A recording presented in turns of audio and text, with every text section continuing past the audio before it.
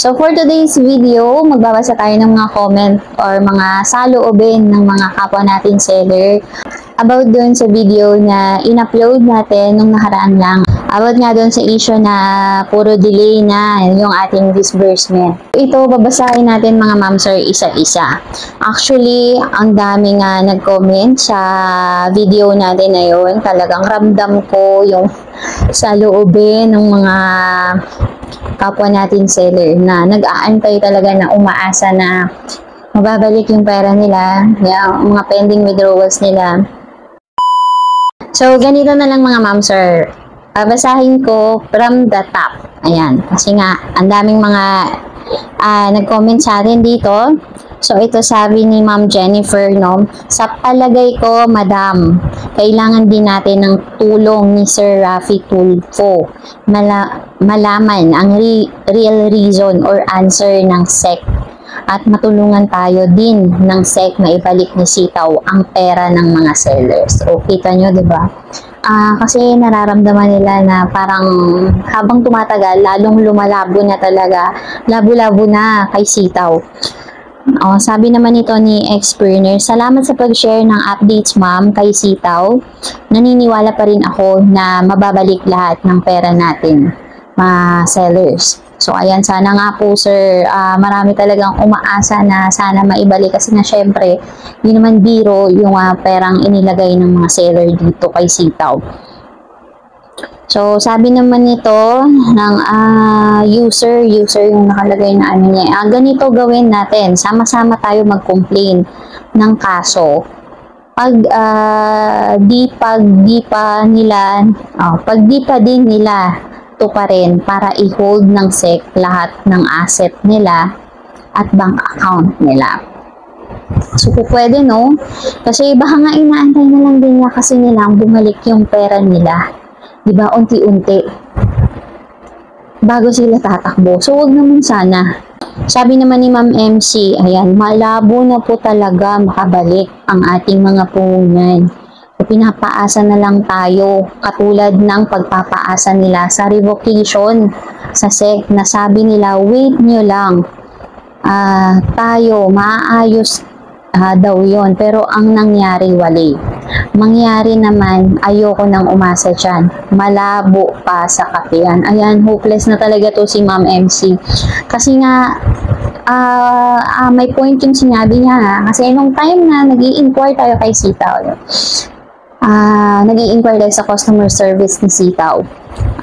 Kung may pag-asa ba ma-lift ang revocation, ang sagot nila is 100% confident sila na hindi raw magsasara ang Sitaw and maayos nila yung gusot na kinakarap nila, which is yung revocation order. Pero ang nangyayari pa rin is nagulat na lang tayo dahil biglang stop operation and ayun na nga nangyayari. Sabi naman ni Ma'am Jen, yan, basta ibalik nila ang pera, lalo na sa mga baguhan na naglabas ng pera pero hindi pa kumita. So marami po yung mga baguhan na naglabas talaga ng capital nila, nag-cash in, and then pagkatapos mag-cash in, nag-publish, after mag-publish, ayun, biglang revocation order, biglang stop operation. Kawawa yung mga taong yun. Sabi naman dito ni Ma'am Beth Lomboy, sa akin mas okay yan na maghintay-hintay na muna kaysa bigla-bigla na lang di ma-open ang dashboard natin. Kung tactics nila yan para maglaho na sila, sana naman ay hindi. Kaya nga po, sana naman ay hindi. Kasi, grabe, kahit pa paano naman, malaking tulong pa rin yung perang naiwan natin sa ating mga account dito kay Sitaw. And sana mabalik pa talaga sa atin. Sabi naman ni King Luis, naku po, parang nakakasad na. Hindi lang parang, ang dami na talagang nasasad. Kasi nga, wala nang update mga GC, tahimik na yung mga GC, kahit mismo yung mga AS ng Sitaw. So, wala na rin tayong masyadong naririnig na balita. Yun lang, yung pinaka-latest na memo na binaba nila. Pero wala namang nakipag-usap. So, pinorward lang ng pinorward yung memo. Ganun nga, may extend ng 1 to 2 weeks yung disbursement. Pero wala naman talagang nag-i-explain. Sana man lang kahit mag-conduct sila ng meeting or Zoom meeting, no? Tapos kasama yung mga sellers, ganyan. Para naman kahit paano makampante naman yung mga tao.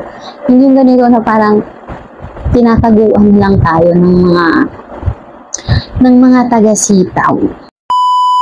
Sabi ni Sir Drenix TV, and thanks for the update, ma'am.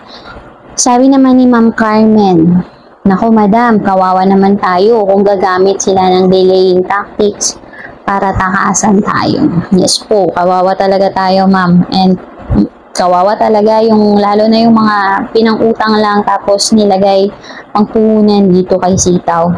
Sabi naman dito ni Sayan 5362, hay nako, ang dami nilang dahilan kesyo ganito, ganyan, pero ang totoo, walang perang maibalik. Diba, hopeless na. Hindi natin masisisi eh. Diba, hopeless na yung mga tao. Kasi nga, umabot na sa ganito. May schedule pero hindi na nasunod. Ayan. Sabi ni user Chian1, ayan, patulong tayo kay Sir Rafi Tulfo na pabalikin ang sitaw. Tayong lahat na sitaw seller, baka pwedeng magpunta tayo sa kanya para tumulong sa pag-imbestiga kung talaga bang tama ang SEC at kung tama ang mga vision ng SEC. At least patulong na tayong makuha ang pera natin. So ayan na yung mindset. So ayan na po yung mindset ng ilang mga kasamahan o mga kapwa natin seller. Ayan, kaya po binabasa ko sa inyo para malaman nyo yung status na ano na ba yung saloobin ng mga seller ngayon. Ano na ba yung tumatakbo sa isip nila. So, ito na yung mga nasa isip nila ngayon. Kasi syempre, kailangan na rin nila yung pera, lalo na magpapasok ka na, di ba, mag-aaral na yung mga anak nila. Kailangan nila ng pera ngayon pang-enroll, di ba, magbili ng mga gamit. So, inaasahan nila na makabalik ka agad yung pera na yan from sitaw. Sabi naman ni Ma'am Judita, ayan, meron siguro si Sitaw Store sa Amazon. Sana lang bayaran niya bayaran niya mga sellers dito sa Pinas. Kahit GCash wallet. Ayan, senda naman Sitaw ng funds.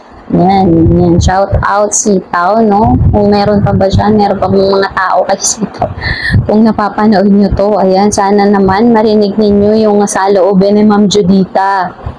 And ito naman sabi ni Sir Ian, SEC po scam dito. Alam naman ng SEC na hindi scam si Sitaw. So, ayan.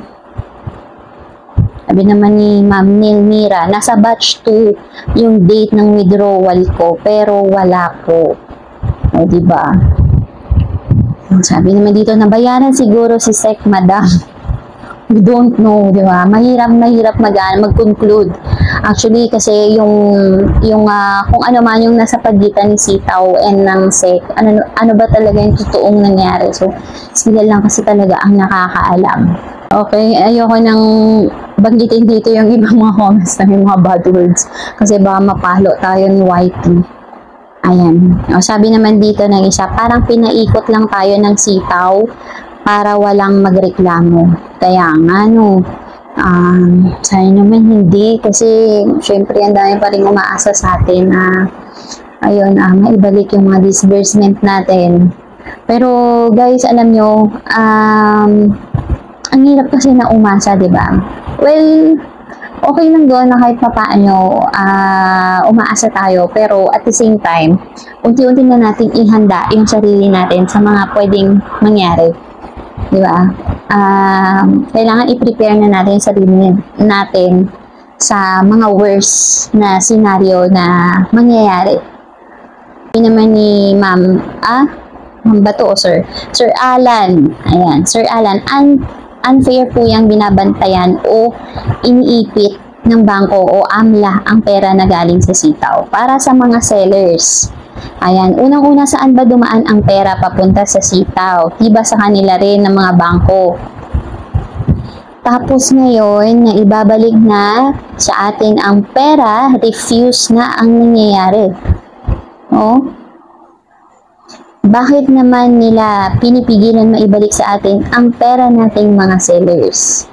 Ayan, sabi ni Sir Bong, ilapit na lang po kaya natin kay Sir Rafi Tulfo. Ayan, alam nyo guys, dito sa content na to, maraming mga sellers yung nagsasuggest na ilapit na talaga natin kay Sir Rafi Tulfo para hanggat may chance pa, diba? Hanggat nandiyan pa is ma-action na natin. Hindi yung, ayun, nakalipad na, nakaalis na, nakatakbo na. So, sino pang kakausapin natin? Ayan, sabi ni Ma'am Jessie, puro paasa, balik na lang nila yung capital natin. Ayan, wala kasi tayong boses, magpa-Rafi Tulfo na kaya tayo. Ayan, sabi naman itong isa sa farm din kasi sect natin. Ayan. O, diba, puro Rafi. O, punta na tayo kay Rafi Tulfo. Sabi ni Sir Ian, still waiting ako sa batch 3, inutang ko po ang pera. So, ayun mga ma'am, sir, ito yung medyo nakakaantig talaga ng ano, yung inutang pa yung pera, tapos sumali dito kay Sitaw. So, ayan mga ma'am, sir, ilan lang yan sa mga comment doon sa ating previous video lang mga ma'am, sir, para ma-share ko rin sa inyo yung bosses or yung mga sa loobin ng mga sellers natin. Kung ano na bang update sa mga nasa isip ng mga sellers ngayon. So, majority